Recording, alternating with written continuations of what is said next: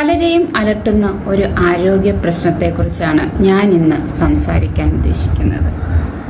ശരീരത്തിൽ യൂറിക് ആസിഡിന്റെ അളവ് കൂടുന്നത് ഇന്ന് പല ആൾക്കാരിലും കാണപ്പെടുന്നുണ്ട്. കാലിന്റെ പെരുവിരലിലോ സന്ധികളിലോ പെട്ടെന്നുണ്ടാകുന്ന കഠിനമായ വേദനയും വീക്കവുമാണ് ഇതിന്റെ പ്രധാന ലക്ഷണം.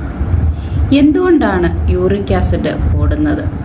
ഇത് കുറയ്ക്കാൻ നമ്മുടെ ജീവിതശൈലിയിൽ മാറ്റങ്ങൾ വരുത്തേണ്ടതുണ്ടോ? ഇതിനെക്കുറിച്ചാണ് ഞാൻ ഇന്ന് ലളിതമായിട്ട് സംസാരിക്കുന്നത്. ഞാൻ ഡോക്ടർ സ്വപ്ന പ്രസന്നൻ, ഹോമിയോപ്പതിക് ഡോക്ടറാണ്, തിരുവനന്തപുരത്ത് പ്രാക്ടീസ് ചെയ്യുന്നു. നമുക്ക് ഇതിനെക്കുറിച്ച് സംസാരിച്ചാലോ? എന്താണ് യൂറിക് ആസിഡ്? നമ്മുടെ ശരീരത്തിലെ കോശങ്ങളിലും നമ്മൾ കഴിക്കുന്ന ചില ഭക്ഷണങ്ങളിലും കാണപ്പെടുന്ന പ്യൂരിൻ എന്ന ഘടകം വിഘടിക്കുമ്പോഴാണ് യൂറിക് ആസിഡ് ഉണ്ടാകുന്നത്.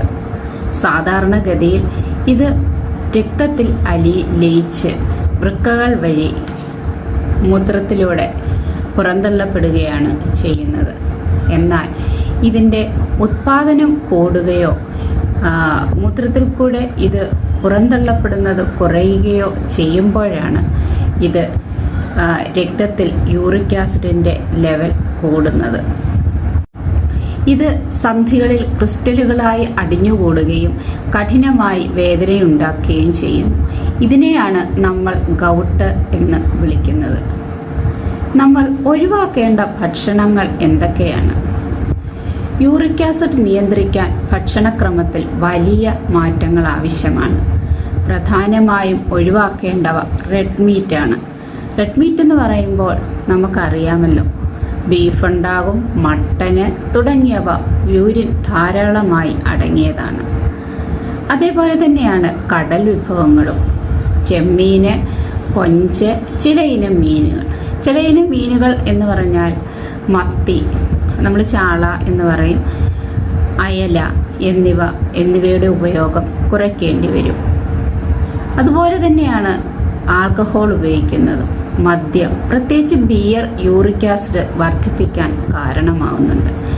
പിന്നീട് മധുരം കൂടിയ പാനീയങ്ങൾ, കൃത്രിമ മധുരം ചേർത്ത സോഫ്റ്റ് ഡ്രിങ്കുകളും ഫ്രക്ടോസ് കൂടുതലുള്ള ജ്യൂസുകളും ഒഴിവാക്കേണ്ടി വരും.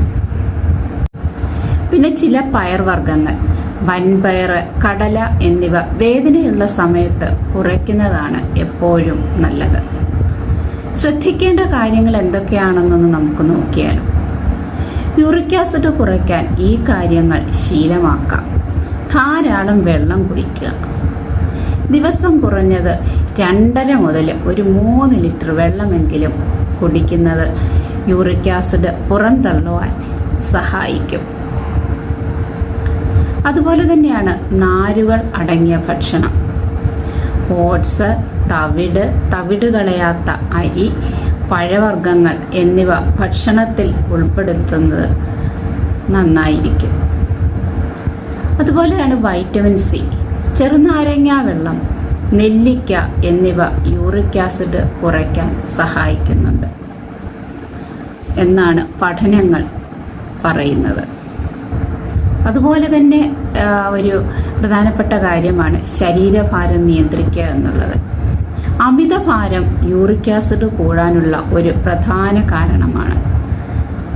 പിന്നെ നമുക്ക് വേണ്ടത് ലളിതമായ വ്യായാമശീലങ്ങൾ.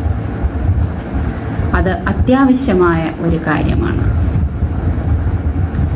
യൂറിക് ആസിഡ് വെറും ഒരു സന്ധിവേദന മാത്രമല്ല, അത് ദീർഘകാലം നിന്നാൽ വൃക്കകളുടെ ആരോഗ്യത്തെയും ബാധിക്കാം. അതുകൊണ്ട് ഭക്ഷണക്രമീകരണത്തിലൂടെ ആവശ്യമെങ്കിൽ ഡോക്ടറുടെ സഹായത്തോടെ, എന്നിട്ട് യൂറിക് ആസിഡിൻ്റെ ലെവൽ കൂടുകയാണെന്നുണ്ടെങ്കിൽ അത് ഡോക്ടറുടെ അടുത്ത് പോവുകയും നിർദ്ദേശപ്രകാരമുള്ള മരുന്നുകൾ കഴിക്കുകയും ചെയ്യുക. അങ്ങനെ അത് നിയന്ത്രിക്കേണ്ടത് ആവശ്യമാണ്. ധാരാളം പച്ചക്കറികളും പഴവർഗ്ഗങ്ങളും നമ്മുടെ ആഹാരത്തിൽ ഉൾപ്പെടുത്തുക.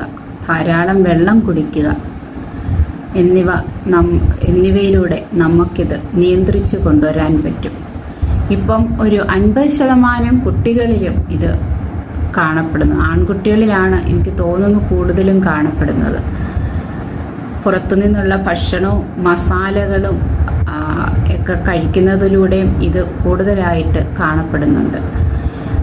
വേറൊരു നാട്ടിൽ ചെന്നുള്ള ഫുഡുകളൊക്കെ കഴിക്കുമ്പോഴും എല്ലാം ഇങ്ങനെ കാണപ്പെടുന്നുണ്ട്. അപ്പോഴെല്ലാം നമ്മൾ നന്നായിട്ട് പച്ചക്കറികളും മീറ്റുകളൊക്കെ ഒഴിവാക്കി എന്നല്ല, കുറച്ചുകൊണ്ട് നമുക്ക് നല്ലൊരു ഭക്ഷണ രീതി നമുക്ക് ഉണ്ടാക്കിയെടുക്കുക. വെജിറ്റബിളും പഴവർഗ്ഗങ്ങളും ഒക്കെ അടങ്ങിയ നല്ലൊരു ഭക്ഷണ രീതി ഉണ്ടാക്കിയെടുക്കുക. ഈ വിവരങ്ങൾ നിങ്ങൾക്ക് പ്രയോജനപ്പെട്ടു എന്ന് കരുതുന്നു. Thank you all.